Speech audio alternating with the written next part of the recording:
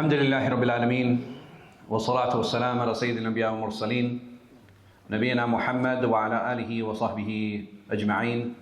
أما بعد، يقول الله عز وجل: أياما معدودات فمن كان منكم مريضا أو على سفر فعدة من أيام أخر وعلى الذين يطيقونه فدية طعام مسكين فمن تطوع خيرا فهو خير له وأن تصوموا خير لكم إن كنتم تعلمون. Allah subhanahu wa ta'ala, He tells us in this verse, fast for a specific number of days, but if one of you is ill or on a journey, on other days later, for those who can fast only with extreme difficulty, there is a way to compensate, feed a needy person. But if anyone does good of his own accord, it is better for him, and fasting is better for you, if only you knew. In this verse is very pointed to our brothers and sisters who are unable to fast either temporarily or because some type of long-term handicap or long-term illness. May Allah subhanahu wa ta'ala protect us and our families. Ameen. But many times it becomes easy for us to forget those people who are terminally ill. It becomes easy for us to forget those individuals who might be suffering from cancer, those individuals who might have some type of digestive disease, those individuals who might not have the ability and the pain to carry out and to complete their fast. And it's easy for us to forget those people. And there's a couple reasons I wanted to give the khutbah on this topic. And one of them was so that we didn't forget our brothers and sisters who might either be in situations where they're unable to fast due to illness or due to outside factors. And also as a reminder for us that Allah subhanahu wa ta'ala has blessed us and allowed us and given us the ability to fast. And we ask Allah subhanahu wa ta'ala to allow us to reach Ramadan, which is just inshallah going to start in a few hours bi'idhnillahi ta'ala. فَأَلَّهُمَّ بَلِّغْنَا رَمَضَانَ آمين. And when we look at those, either a person who is ill, or a woman who's on her cycle, or the person who's unable to fast, maybe due to old age, what is it that they can do so that they still have that Ramadan spirit? For many of us, it's easy. We wake up early, we'll take our suhoor, we'll prepare, we'll get ready for Fajr, we'll make our Salat al-Fajr, we'll start our day, and then we'll wait until it's time to break fast. And the entire day is planned around that. Hey, I need you to go pick this up from the store. This is what's going to happen when we come and we break fast. Who do you want to invite over to break fast with us? What kind of dates do you like? Right? All of these conversations are happening in our homes right now. And then even those special foods. And every culture has a food where during Ramadan you start seeing those foods increase. In our Pakistani culture, it's very common to have samosas, very common to have pakoras, right? Like you have very heavy fried foods during this month. Not to say these aren't eaten outside of that month, but they're special foods each of our own cultures consumes and each of our own cultures wants. I remember when I lived in Mecca, I found it very strange that there was one drink I would only see in Ramadan. And that drink was called subia. And subia is basically a raisin drink. And you had a choice. You could either get the white one or you could get the pink one. And I said, how come I don't see this outside of Ramadan? Like it's only when I'm driving around in Mecca, in Ramadan, that I see this drink that I never see the rest of the year. And it's amazing how our shahwa, our desire, it becomes very unique during Ramadan, right? We start desiring very specific things. There's specific foods that we want to eat. There's specific drinks that we want to drink. There are certain types of sweets that we all want to consume, and we find in this month, how much more sweets do we consume in Ramadan than we do outside of it? It's a month of blessings that we want to take advantage of. And if we decide and we want to say, you know, I'm fasting all day, I want to treat myself with something nice. I want to treat myself with a food that is unique and a food that is special. What about that individual who doesn't have that ability to fast? And that they feel deprived of that same sense of happiness. They don't feel like they're part of that environment. They don't feel they're part of that culture. They don't feel like they can participate in a meaningful way. What is it that they can do? Walillah alhamd, the doors of khair are so many. If Allah subhanahu wa ta'ala closes one door, He'll open up multiple other ones. And Allah subhanahu wa ta'ala reminds us and tells us, وَمَن يَتَّقِ اللَّهَ يَجْعَلْ لَهُ مَخْرَجًا وَيَرْزُقْهُ مِنْ حَيْثُ لَا يَحْتَسِبُ. That Allah subhanahu wa ta'ala says that whoever has taqwa of Him, then Allah will make a way for him and provide for him in ways that he could never have imagined. And sometimes when we think of rizq, we think of money. When we think of rizq, we think of a job. But the rizq can also be very spiritual. Allah subhanahu wa ta'ala can give me enlightenment. He can give me a way to participate. He can give me a way to contribute that I never thought I would be able to do. So for those of our brothers and sisters who might be ill, and for those of our sisters who might be on their cycles, there are different ways for them to contribute either to their own good or to the good of the community.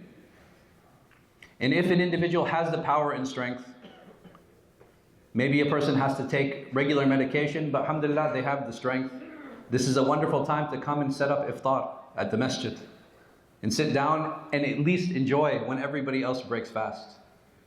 The amazing thing in Islam is that our Messenger sallallahu alaihi wasallam, he tells us to take part in specific events. He tells us to take part in the walima when somebody invites me and they get married. He tells me to take part in the aqiqah when somebody has a child. He also tells me sallallahu alaihi wasallam to take part in the janazah when somebody passes. And one of the biggest lessons in all of these events is that I, as a Muslim, as a believer, as a part of this brotherhood, I'm happy when my brothers and sisters are happy, and I share in their sadness when they're sad and when they're upset. And one of the benefits I can take in coming when I'm helping people or distributing food or maybe even cooking. Right? The chef in the kitchen, he does the best that he can to taste as little as he can so he doesn't invalidate his fast. Maybe I can just come and sit in the kitchen and be like, I will be your taster. It's okay, give me as much food as you like so I can help prepare the food for those individuals who are fasting. And this can be my contribution. Just because Allah closes one door, it doesn't mean that He closes them all. And sometimes it is our own ego that wants us to participate in a very specific way. And we need to think about that. Say, no, I can only get fulfillment from this Ramadan if I have the ability to fast. I can only get fulfillment this Ramadan if I can pray in the first row in Al-Hijrah. I can only get fulfillment in Ramadan if I'm from the first people to stand in line and to break my fast. Why? Why am I deserving of that? Has Allah subhanahu wa ta'ala given me a list saying that this is the only way my deeds can be accepted? Has He said that this is the only way that I can participate? Part of humility is learning that I should take those paths that Allah subhanahu wa ta'ala has made easy for me and has opened for me. And how do I know that path is easy and how do I know that path is open? Because when I take that path, I'm not hurting anyone else. But if I find that in my journey to come to the front row, I'm getting into a fight with my neighbor and the person sitting next to me, I need to ask myself, is this the path that Allah has created for me? If in my journey, I have to be the one to serve the food, and if I don't serve the food, then I feel this hardness in my heart. I need to ask myself, is this the path that Allah has created for me? If in my journey to come for the Salatul Jummah, I'm yelling at people, I'm fighting with the security, I'm parking illegally, I need to ask myself, is this the path that Allah has created for me? Because if I'm doing good, Allah subhanahu wa ta'ala has informed His Messenger sallallahu alayhi wasallam of the paths to ease that get to paradise. And He says sallallahu alayhi wasallam, whoever takes a path to seek knowledge, سَهَّلَ اللَّهُ طَرِيقًا إِلَى الْجَنَّةِ, that He makes His path to paradise easy. What does that mean? That means that He knows how to seek knowledge, He knows how to interact with people, He knows how to deal with others, and He knows not to oppress. And this is where many of us fail. That we think, because I deserve the front row, Or we think because my friends are coming, and this is for our sisters especially, they can put out a blanket and they can have waiting for all 5 of their friends to come. And the other sisters are saying, it's almost time for salah, we need a place to pray. We can see people waiting at the door. No, I'm not going to move, and I'm willing to fight you so that I can maintain these spaces.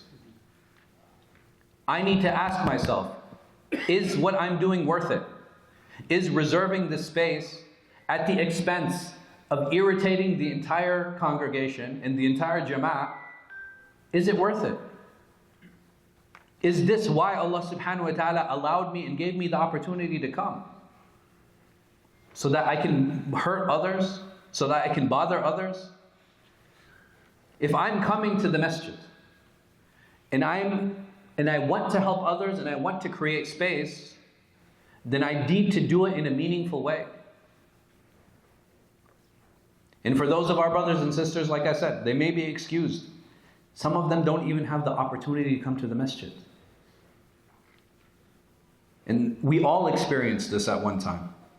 And it was only a few short years ago where all of us at this time, we were sitting at home,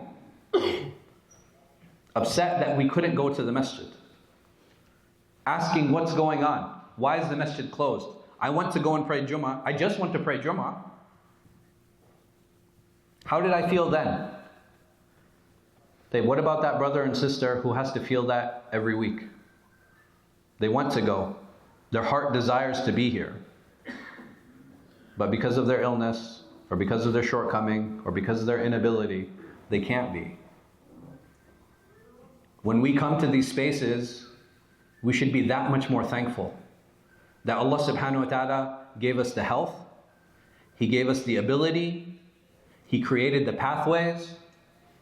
And I know that the biggest problem most of us probably had to worry about on the way here was whether my car has gas in it or is charged. Right? This is the only thing I had to worry about. And at Al-Hijrah, parking. Right? That's always the problem here. Allah musta'an. But even those problems, they're a ni'mah. How many of us have to worry about a knock on the door when we get home? What did the khatib say today? Which masjid did you go to? Why did you go to that masjid? Or how many families worry about their father or their brother or their son going to pray and they're worried if they're even going to make it back? How thankful or thankless are we?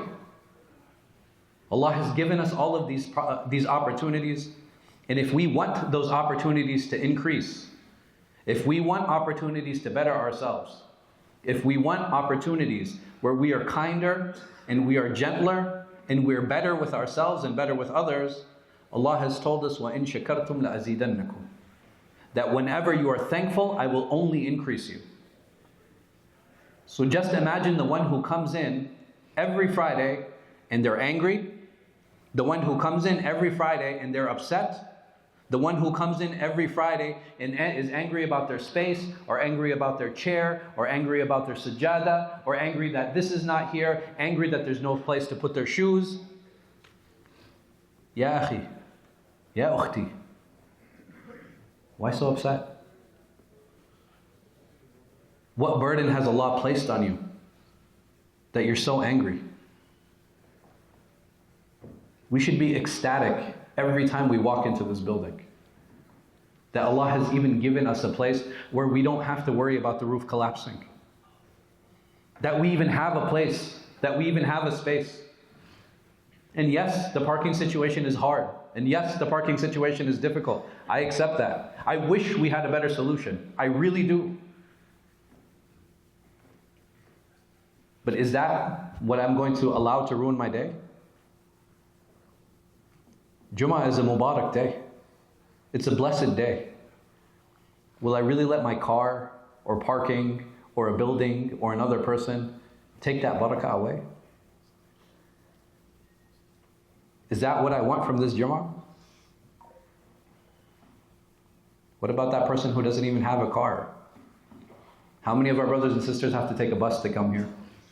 How many of our brothers and sisters wish they could get on the bus to come here? We really need to put things in perspective. And we really need to learn to be thankful. May Allah subhanahu wa ta'ala allow us to be thankful and increase us in our thankfulness in Ramadan. وَقُولُ قَوْلِي هَذَا وَاسْتَغْفِرُ اللَّهَ لِي وَلَكُمْ لِسَائِرِ الْمُسْلِمِينَ مِنْ كُلِّ ذَنبٍ وَخَطِيئَةٍ إِنَّهُ هُوَ الْغَفُورُ الرَّحِيمُ.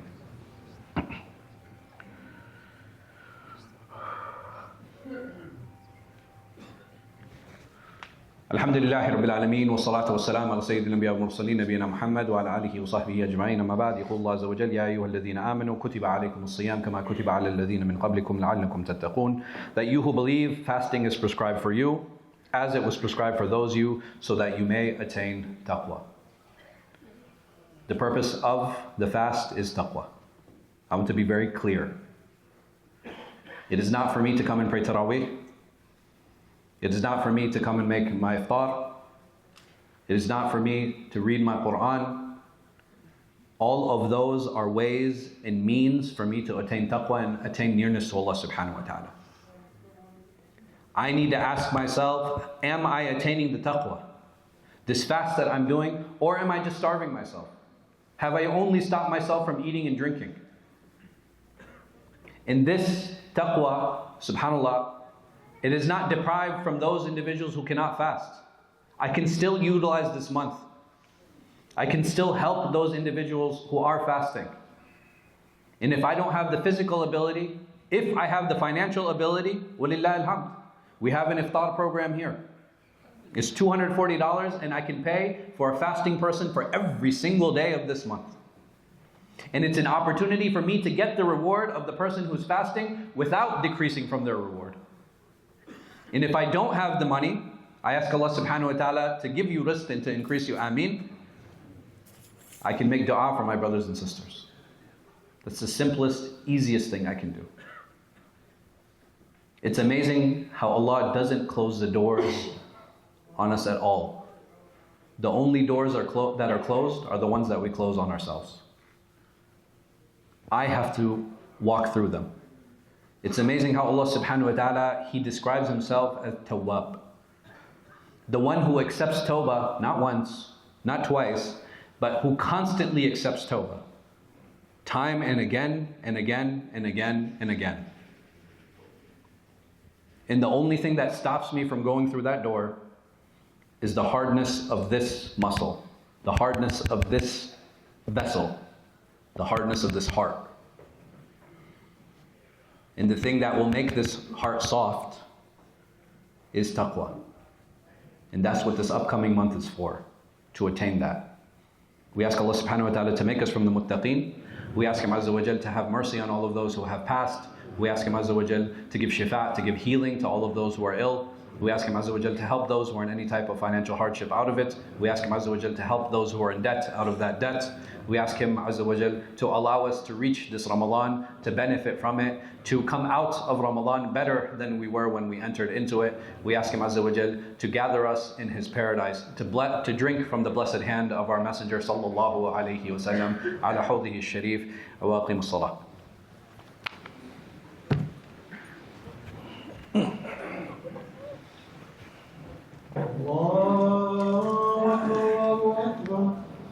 أشهد أن لا إله إلا الله أشهد أن محمدا رسول الله حي على الصلاة حي على الفلاح قد قامت الصلاة قد قامت الصلاة الله